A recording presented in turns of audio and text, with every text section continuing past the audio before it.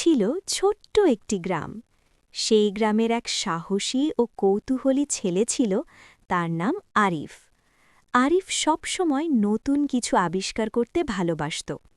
একদিন বিকেলের দিকে সে একা একা গ্রামের পাশের গভীর জঙ্গলে হাঁটতে বের হল। হঠাৎ সে দেখতে পেল ঘন গাছপালার মাঝখানে এক অদ্ভুত সোনালি দরজা দাঁড়িয়ে আছে। দরজাটি ঝলমল করছিল আর তার চারপাশে ছোট ছোট আলোর কণা ভাসছিল। আরিফের বুক ধকধক করতে লাগল, কিন্তু কৌতূহল তাকে পিছিয়ে যেতে দিল না। সে ধীরে ধীরে দরজার কাছে গিয়ে হাত বাড়াল। দরজায় হাত দিতেই সেটি নিজে থেকেই খুলে গেল। ভেতর থেকে বেরিয়ে এলো উজ্জ্বল আলো। আরিফ সাহস করে ভেতরে পা রাখল, আর মুহূর্তেই সে পৌঁছে গেল এক আশ্চর্য জগতে, জাদুর পুরী। সেখানে আকাশে ভাসছে বিশাল বিশাল প্রাসাদ, রংধলোর মতো ঝর্ণা চারদিকে ঝরছে। গাছগুলো নীল ও গোলাপি আলো ছড়াচ্ছে, বাতাসে ভাসছে জাদুকরী প্রজাপতি। পুরো শহর যেন স্বপ্নের মতো সুন্দর। ঠিক তখনই তার সামনে হাজির হল এক অপূর্ব পরীরানী। তার ঝলমলে ডানা নীল আলো ছড়াচ্ছিল, আর মাথায় ছিল হীরার মুকুট। পরীরানী কোমল কণ্ঠে বললেন, স্বাগতম সাহসী বালক, তুমি বিশেষ একজন।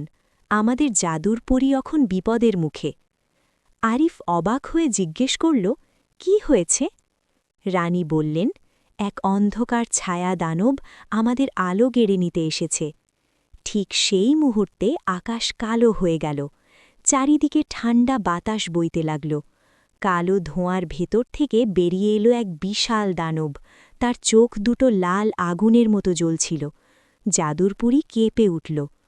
পরীরানী আরিফের হাতে দিলেন এক জলজলে তলোয়ার। এটাই সাহসের তলোয়ার।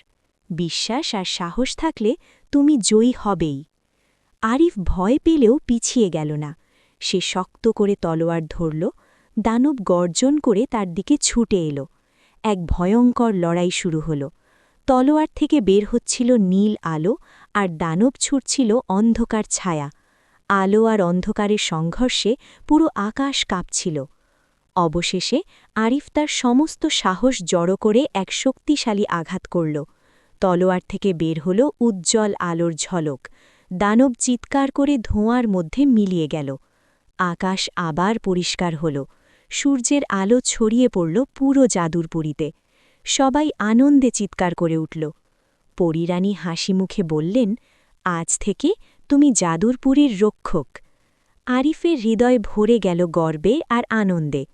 এরপর থেকে যখনই কেউ সাহস হারায়, জাদুর পুরীর গল্প মনে করলেই তারা বুঝতে পারে, সাহস আর বিশ্বাস থাকলে অন্ধকার কখনো জয়ী হতে পারে না।